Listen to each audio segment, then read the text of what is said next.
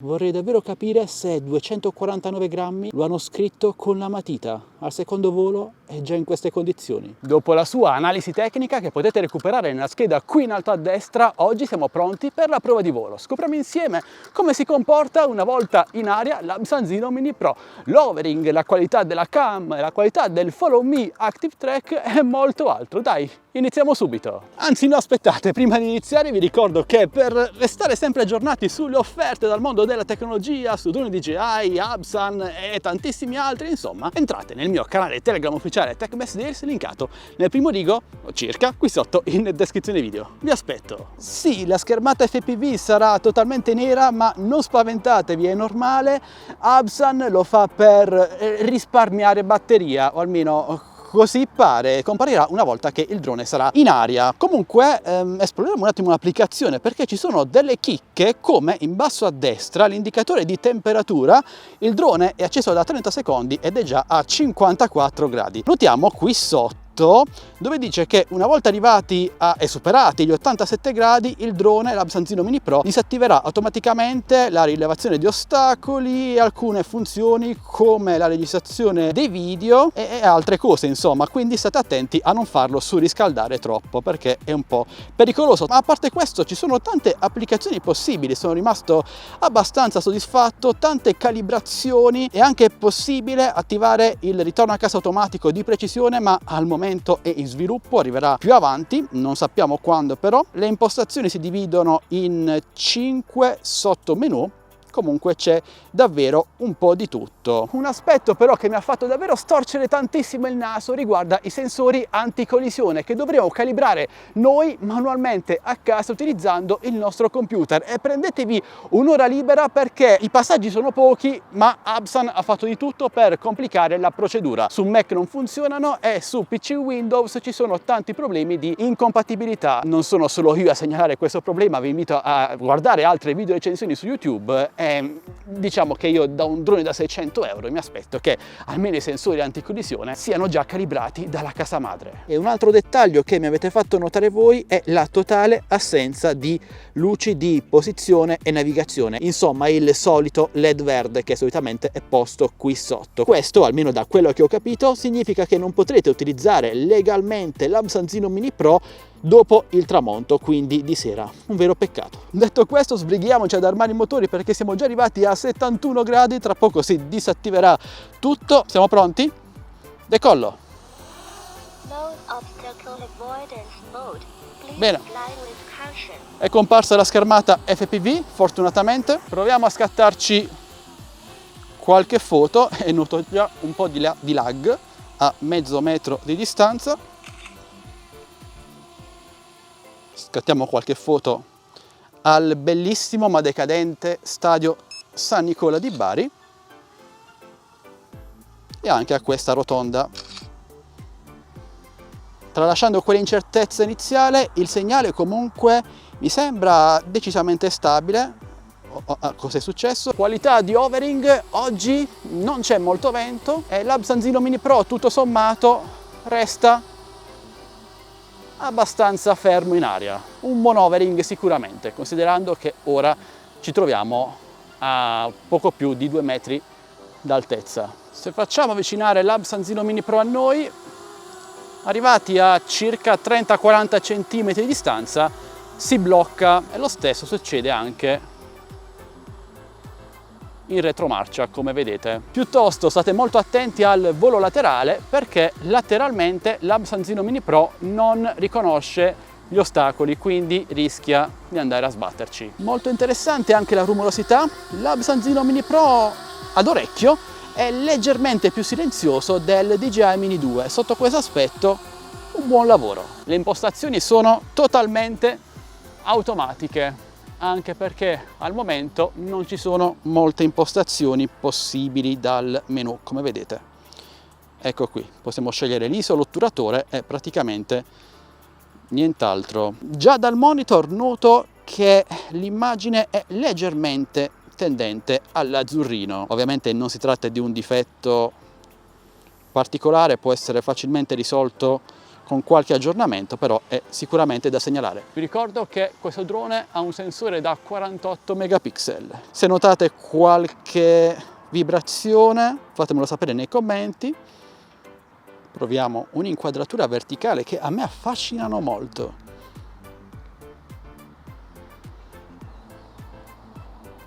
Ho attivato il ritorno a casa automatico e vediamo come si comporta. E mentre a terra vi faccio notare che siamo poco sopra il 40% di batteria senza vento e dopo poco più di 10 minuti di volo. Ok, è la seconda scarica, però mi sarei aspettato qualcosina in più. Il drone sta atterrando, eccolo lì. Vi ricordo che l'Absanzino Mini Pro è dotato, oltre che del GPS GLONASS, anche di una VPU composta da fotocamera inferiore e sonar.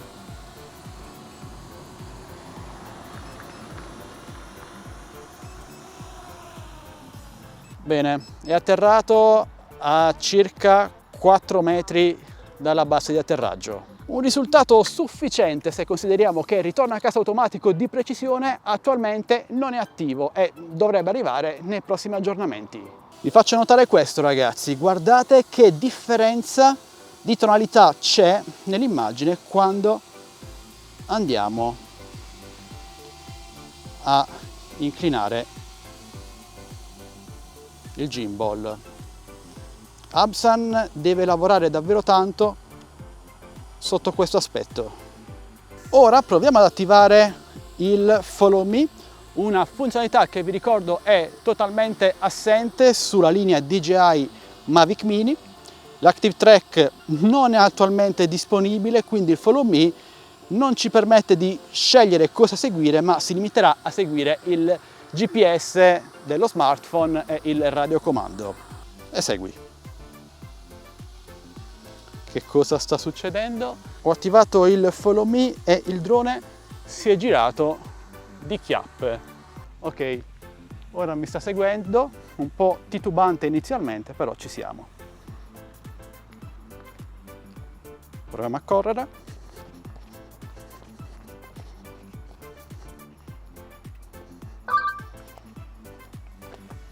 Proviamo ad andargli contro. Ha questi scatti, cioè non va indietro, non so se riuscite a vederlo, ma si muove un po' come capita.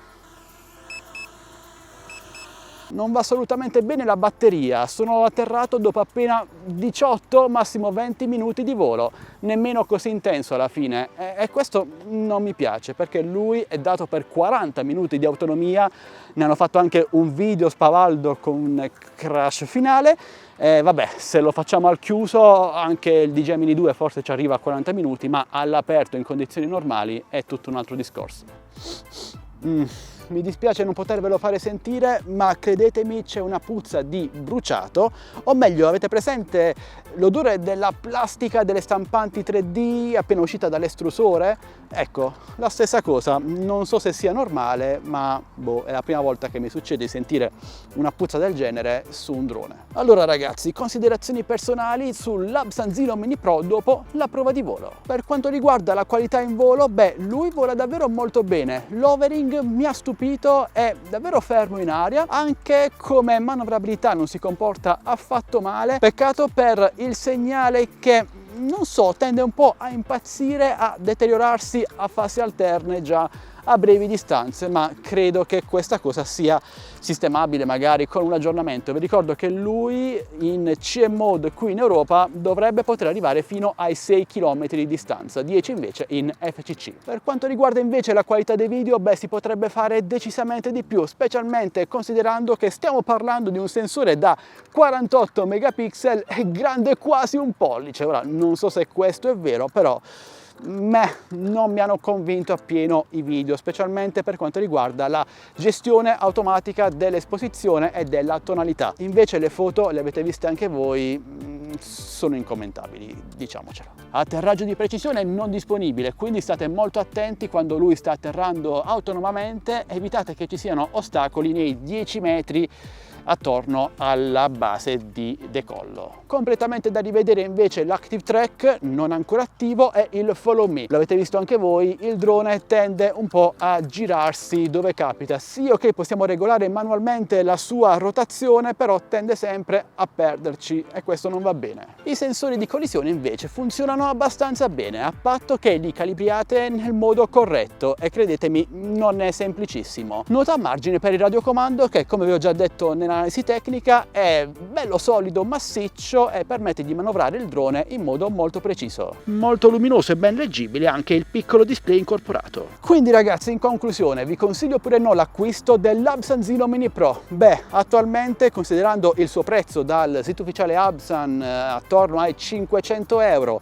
e considerando le tante lacune che ci sono e che vi ho già spiegato, non me la sento di consigliarvi di spendere subito tutti questi soldi. Vi consiglio invece di aspettare qualche mese in modo da capire se Absan si stia comportando bene questa volta e non male come successe con l'Absan Zino 2, quindi con nuovi aggiornamenti che vadano a sistemare un po' lato software questo drone, e in quel caso potrebbe valerne la pena, magari con un bel coupon. Comunque troverete offerte e coupon dedicati all'Absan Zino Mini Pro e tantissimi altri droni e prodotti strani direttamente nel mio canale Telegram ufficiale TechBest Deals, linkato qui sotto in descrizione video, insieme al mio gruppo Facebook Droni e Tecnologia Italia. Entrate numerosi. E detto questo, ora passo la palla a voi, metaforicamente parlando ovviamente. Cosa ne pensate dell'Absan Zino Mini Pro? Lo considerate un buon drone oppure no? Un drone acerbo o già completo? L'avete già provato? Beh, parliamone insieme qui sotto nei commenti, e per dubbi o domande non esitate a chiedere, io sono come sempre a vostra totale disposizione. E mentre il sole sta tramontando lì alle mie spalle, beh, direi che questo è tutto amici. Se questo video vi è piaciuto vi invito a supportarmi lasciandomi un like, un commento, una condivisione,